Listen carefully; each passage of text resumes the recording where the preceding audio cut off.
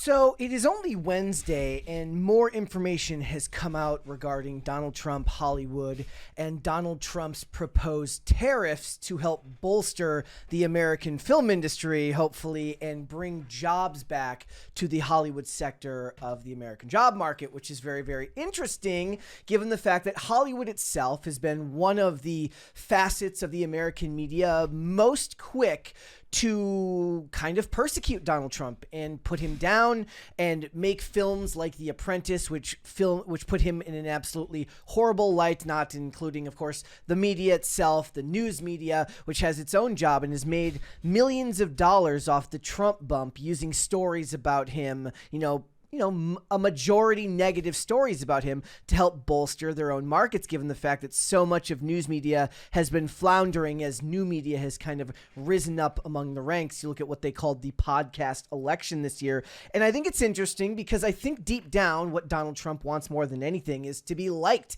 by these people, because they were the ones who liked him for 30 to 40 years prior to this. But more information about these proposed tariffs have come out. I've got several articles here, so let's go through a couple of them. This one's from Variety. It says Trump plans to meet with film industry to discuss tariffs. He says, I want to make sure they're happy and I'm not looking to hurt them.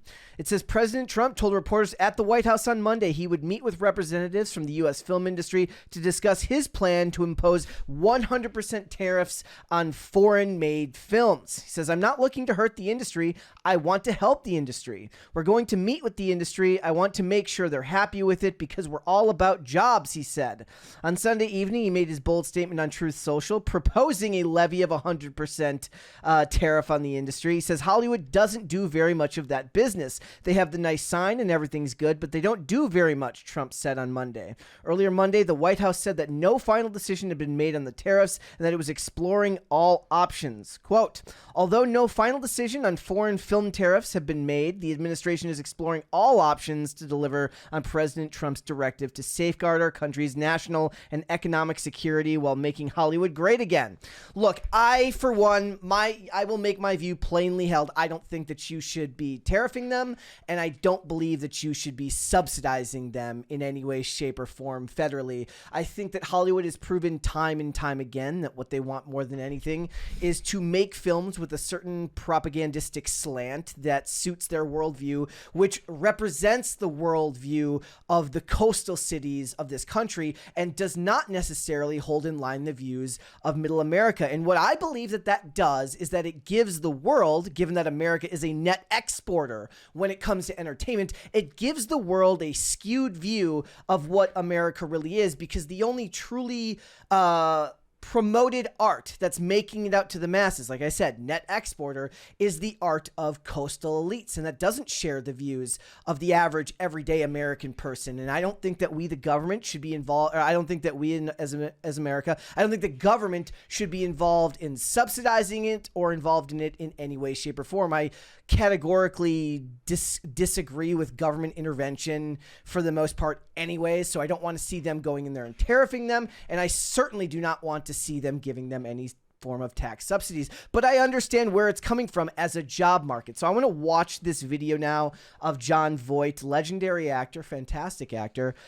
Remember, he was one of the 3 special ambassadors to Hollywood that Donald Trump named early on in his presidency. Let's listen to what he has to say. My fellow Americans and my peers of Hollywood, I recently met with our President Donald J. Trump, who loves the entertainment business, wants to see Hollywood thrive. That is true. And make films bigger and greater than ever before. I do believe that's true. And see productions come back to American Hollywood. The Hollywood that I fell in love with when I was a child and was honored to contribute to during my career. Our industry recently has suffered greatly over these past few years. And many Americans have lost jobs to productions that have gone overseas. This is true. So one of the things that a lot of them won't be telling you now, given the fact that the tariffs have sort of put them on the opposite side, put elements of Hollywood on the opposite side of their own self-interest, is that, first of all, they're not even addressing AI, which is a very big concern amongst industry professionals who feel like they're going to lose their job because of artificial intelligence. But production on movies and television shows have moved overseas tremendously.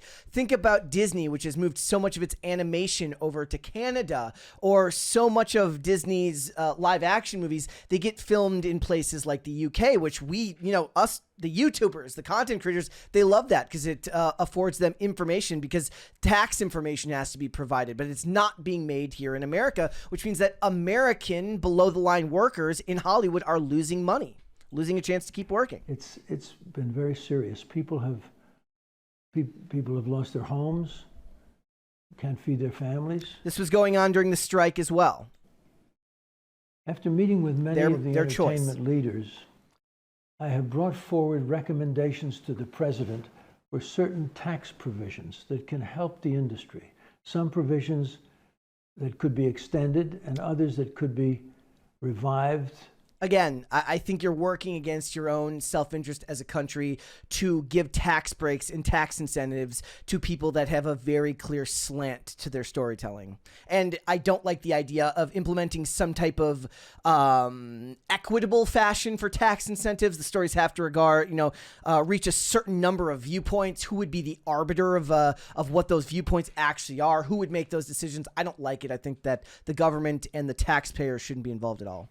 Or instituted. This would help the movie and television production and our beloved theaters that are so important to the... I do love the theaters, and I do want the theaters to do better. But again, these companies, they need to be able to thrive on their own business. They need to be able to make it on their own. They should not be propped up by the American taxpayer, especially when it's art that the American taxpayers are roundly rejecting. Just look at the drop in box office since COVID and the lack of any real interest in Hollywood as a whole outside of a few hits here and there. There is a general sense of apathy.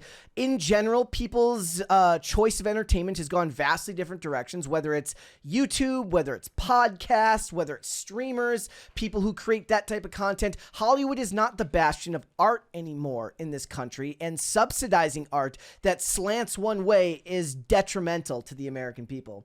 So it didn't just, and then he says here, I want to go into a little bit what they explain. The plan includes federal incentives for production and post-production, co-production treaties with foreign countries, as well as infrastructure subsidies for theater owners and production companies, job training, and changes to the tax code. The plan also calls for tariffs in certain limited circumstances. Look, you want to help the theaters out? I'm all for it. The theaters are there to make the money with whatever movies that they can actually make money on. So you want to help the theaters out, 110% for it. Don't give Hollywood a dime of the American taxpayers' money. So it's also hurt the stock in Hollywood, which fell precipitously after Trump's announcement. It says at the open of the stock market regular trading on Monday, Netflix's stock was down 3.3%. Disney was down 2.4%. Warner Brothers Discovery was down 4.2%. And Paramount was down 2.2%. It's hurting everyone. And somebody else who wants to get involved is Gavin Newsom, who has been working to reinvigorate the California movie industry, given the fact that the tax incentives for them at the state level aren't good enough to incentivize these studios to stay in state, which is very, very funny, given the fact that he has more of a role, he has more of an opportunity than most to really, really help with this. And if they want to do it on a state level, God bless. That's the whole point of living in a 50-state republic, is that California, which is uniquely positioned to benefit from giving these types of tax breaks to these companies because it's part of their own individual economy. I'm all for that. You want to do that? Fine. I don't live in California. It's not my business where my money goes there, but you shouldn't be giving federal tax money to these companies. This is what Gavin, what they went on. I believe this was about Trump talking about. So it says, America continues to be a film powerhouse and California is still all in to bring more production here, said Newsom on a statement to Variety on Monday. Building on our successful state program, we're eager to partner with the Trump administration to further strengthen domestic production and make American films great again. I'm sure that harmed him to say. Although Newsom is willing to work with Trump on this new tax incentive, Trump may not be so eager. On Monday, he took a shot at the California statesman during an Oval Office press conference, deeming him grossly incompetent. Well, I mean, They're still haven't gotten that light rail built, so I don't know if grossly incompetent is all that off the mark. Though, you understand that people have their issues with his tone. Most of us just find it hilarious because politicians are awful. For allowing, he was grossly incompetent for allowing the American film industry to slip. Our film industry has been decimated by other countries taking them out, Trump said, and also by incompetence, like in Los Angeles. The governor is a grossly incompetent man. He just allowed it to be taken away from, Hollywood. Hollywood doesn't do very much of that business. Okay.